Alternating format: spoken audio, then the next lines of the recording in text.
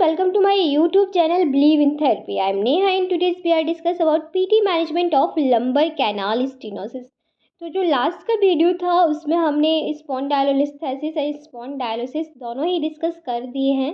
Link आपको description में मिल जाएगा तो प्लीज़ वहाँ से जाके आप देख सकते हैं। तो स्टार्ट करते हैं। लंबर कैनाल स्टेनोसिस एक्चुअल होता क्या है, LCS। तो देखने को मिलता है कि जो हमारे लंबर वर्टेब्रा होते हैं वहाँ पे जो हमारा न्यूरल स्पेस होता है वो डिमिनिश हो जाता है धीरे धीरे। जो कॉर्डा इक्वाना कंप्रेशन लगता है हमारी स्पाइनल नर्व पे, तो स्पाइनल नर्व का जो स्पेस होता है, फोरामिनल स्पेस होता है, वो नैरोइंग हो जाता है जिससे कि हमारी स्पाइनल नर्व है वो स्क्वीज़ कर जाती है, मीन्स उसकी जो नर्व रूट है वो स्क्वीज़ हो जाती है। तो जो पेशेंट रहते हैं उनकी कंप्लेंट रहती है मोस्टली कि उन्हें numbness tingling like a feeling आ रही है जब भी वो लॉन्ग एम्बुलेशन कर रहे हैं, लॉन्ग स्टैंडिंग कर रहे हैं तो उन्हें पेन हो रहा है, न्यूरोजेनिक होता है, means lumbar pain, numbness, tingling and hypoesthesia सा फीलिंग आता है, पैरास्थीसिया सा फीलिंग आता है। क्यों आता है? क्योंकि उनकी जो स्पाइनल नर्व होती है वो स्क्वीज़ हो जाती है। तो यहाँ पे आप डायग्राम में देख सकते हैं ये हमारा जो स्पेस है ना, फोरामिनल स्पेस है वो धीरे धीरे देखो कम हो गया है जिससे कि हमारी जो स्पाइनल नर्व है वो स्क्वीज़ हो गई है। ओके, तो ये इसका कुछ डिफरेंट टाइप का क्लासिफाइड होता है, मीन जर्नलाइज भी होता है, लोकलाइज होता है, कुछ सेगमेंटल होता है, लाइक जैसे सेंट्रल स्टेनोसिस हो गया, लैटरल रेसिस स्टेनोसिस हो गया, फोरामिनल स्टेनोसिस हो गया। तो फोरामिनल स्टेनोसिस है वहाँ पे तो फोरामिन मीन्स इंटरवर्टल फोरामिन होता है, तो वहाँ पे नैरोइंग हो जाएगा। सेंट्रल है तो सेंट्रल पे नैरोइंग होगा स्पाइनल कैनाल। और बहुत टाइप्स होता है, एनाटॉमिकल होता है, मीन्स सर्वाइकल एरिया पे हो रहा है, थोरेसिक एरिया पे हो रहा है, लंबर एरिया पे हो रहा है। तो यहाँ पे हम कॉमन पढ़ रहे हैं लंबर कैनाल स्टेनोसिस के बारे में। तो इसके क्या क्या कॉजेज होते हैं, like kyphosis, fluorosis, scoliosis, fracture हो गया, रेपिटेटिव स्ट्रेस हो गया, वल्सिंग डिस्क हो गया। तो जो पेशेंट होते हैं आपके पास उनकी क्या कंप्लेंट रहती है कि पेन, जैसे कि हमने आपको बताया, पेन मोस्टली उन्हें होता है कि जब वो प्रोलंग एम्बुलेशन करते हैं, स्टैंडिंग पोजीशंस में रहते हैं तो उनको देखने को मिलता है कि पैरास्थीसिया हो रहा है क्योंकि उनकी नर्व रूट है वो कम वहाँ पे कंप्रेस कर जाती है।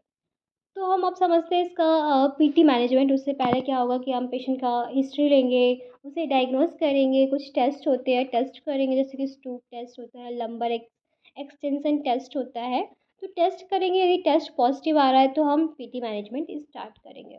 तो according to the patient condition हम पीटी मैनेजमेंट पेशेंट की कंप्लेंट के अकॉर्डिंग ही गोल सेट करते हैं, जैसे कि एक्टिविटी रिस्ट्रिक्शन, जैसे पेशेंट को बोलना है कि अब आपको जो भी मूवमेंट पे पेन हो रहा है, लाइक एक्सटेंशन और रोटेशन, एक्सेसिव एक्सटेंशन और रोटेशन की वजह से पेशेंट को पेन होता है तो मूवमेंट नहीं करना है, एक्टिविटी रिस्ट्रिक्शन करना है, मीन्स यहाँ पे ब्रश का यूज़ कर सकते हैं। Pen reduce and swelling maintain muscles imbalance increase strength of the muscles, posture correction, core stability and aerobic fitness.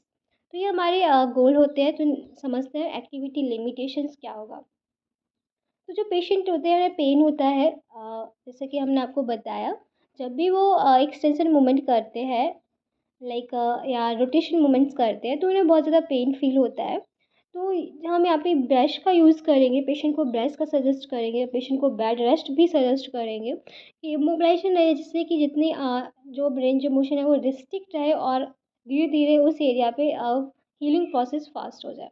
Repetitive hyperextension and rotation can create potentially damage the force of the lumbar spine. तो अब next समझते हैं reduce pain and swelling. Pain और swelling को reduce करने के लिए, जैसे कि आप जानते हैं, हम हॉट फॉर्मेंटेशन का यूज़ करते हैं, क्रायोथेरेपी का यूज़ करते हैं। एक्यूट है तो हम क्रायोथेरेपी का यूज़ करेंगे, क्रोनिक कंडीशन है तो हम हॉट फॉर्मेंटेशन का यूज़ करेंगे। तो हॉट में हम superficial and deep heat modalities का यूज़ करते हैं। तो सुपरफिशियल हम यूज़ करेंगे एक्यूट कंडीशंस के लिए, धीरे धीरे जैसे बॉस्ट हो जाती आएगी कंडीशन तो हम डीप हीट डिशेस का यूज़ करेंगे, लाइक अगर सुपरफिशियली हीटिंग जैसे कि हाइड्रोकोलेटल पैक हो गया, डीप में जैसे कि हमारा SWD है, अल्ट्रासाउंड है, तो ये क्या करेंगे, जितनी सराउंडिंग मसल्स है, एक्सेसरीज मसल्स है तो उनको हीट प्रोवाइड करेंगे। यदि उन मसल्स पे स्पैज्म हो रहा है तो उसे कम करेंगे, टाइटनेस है तो उसे कम करेंगे, मसल्स को रिलैक्स करेंगे, पेन को कम करेंगे। तो जो टाइम ड्यूरेशन रहेगा 15 मिनट्स का टाइम ड्यूरेशन रहेगा, इतनी देर आपको ये मॉडलिटीज़ का यूज़ करना है। Such as TENS and low level laser therapy का भी यूज़ कर सकते हैं। टेंस क्या करेगा, पेन को रिड्यूस करेगा, और लेजर थेरेपी क्या करेगा, हमारे प्रोटीन सिंथेसिस का काम करेगा, हीलिंग प्रोसेस को और ज़्यादा प्रमोट करेगा।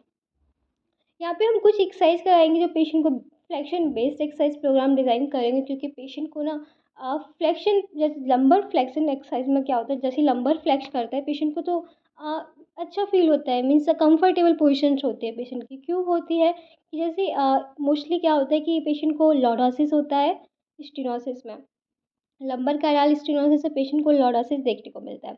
तो पेशेंट की जो सबसे बेस्ट कंफर्टेबल पोजीशन रहती है लंबर फ्लेक्स करके पोजीशंस रहती है। क्यों रहती है? क्योंकि जो हमारा प्रेशर है, जब भी पेशेंट लंबर फ्लेक्स करेगा तो जो एपिड्यूरल प्रेशर है लंबर एरिया पर धीरे से डिक्रीज़ हो जाता है।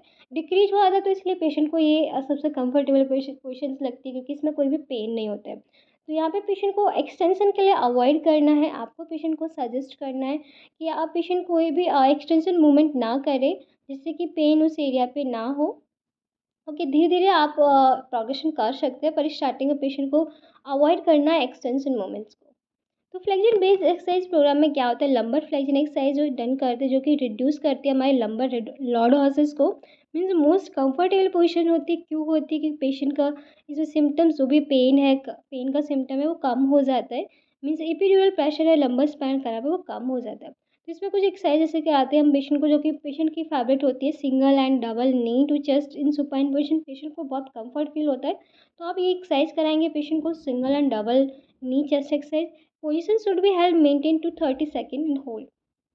In single leg exercise, in patient should alternate the leg.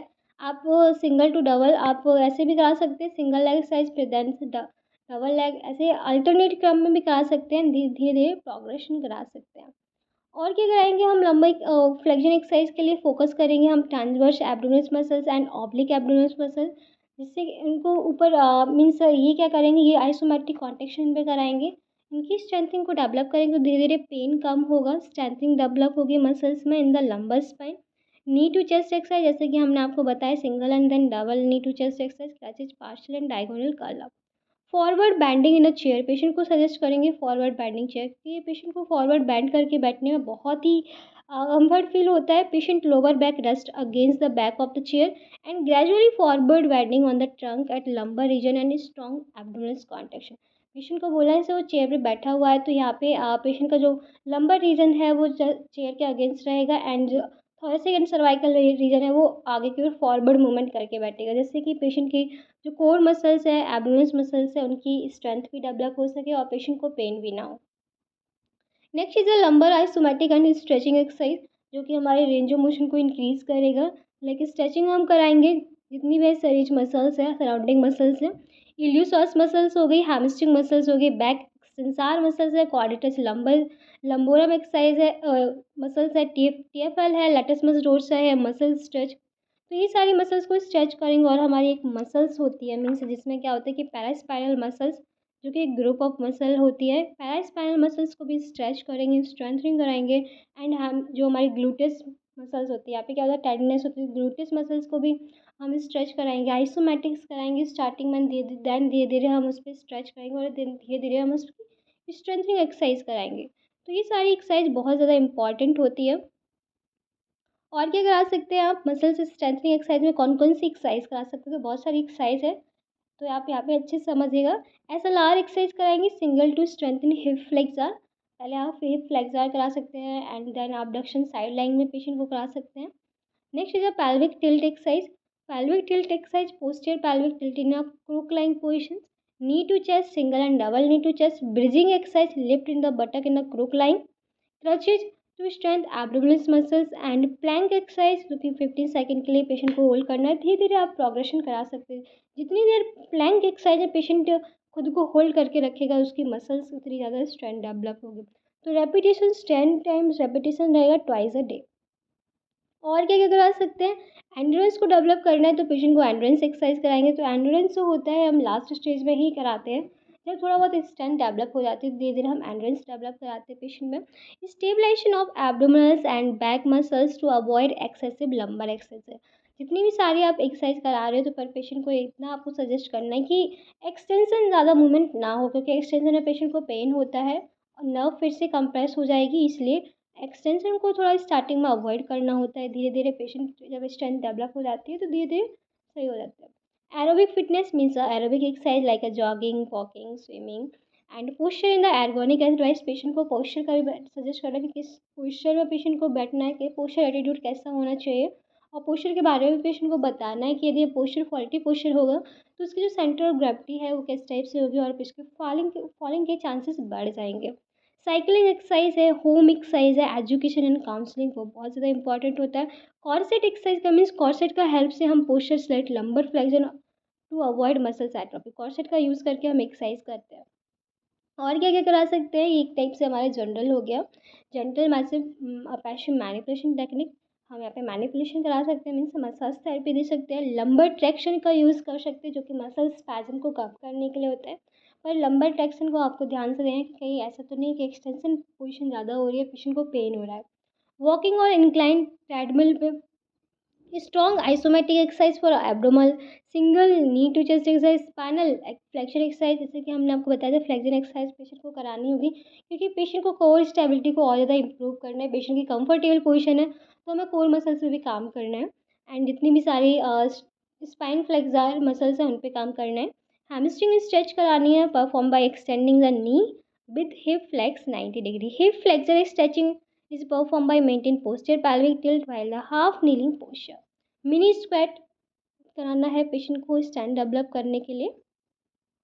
Last जो है स्टेबलाइजेशन, स्टेबलाइजेशन के लिए हम मीन्स बॉडी स्टेबलाइजेशन पे भी ध्यान देना होता है, पोस्चरल एटीट्यूड पे भी ध्यान देना होता है। तो स्टेबलाइजेशन के लिए क्या है, न्यूरोमस्कुलर स्टेबलाइजेशन टेक्निक, जिसमें कि हम transverse abdominal muscles, oblique muscles इन पे काम करते हैं जिससे कि पेन कम हो और कोर स्टेबलाइजर हो। जब कोर मसल्स स्टेबलाइज होगी तो पेशेंट का जो लॉर्डोसिस कर्व है वो धीरे धीरे कम हो जाएगा, पेशेंट का जो पोस्चर है वो फिर से नॉर्मल हो सकता है। सो आई होप आप समझ गए होंगे कि लंबर कैनाल स्टेनोसिस क्या होता है। वैसे मोस्टली क्वेश्चन करके आता है स्पाइरल कैनाल स्टेनोसिस, तो उसमें आपको सर्वाइकल थॉरेसिक लंबर तीनों के बारे में ही लिखना होता है।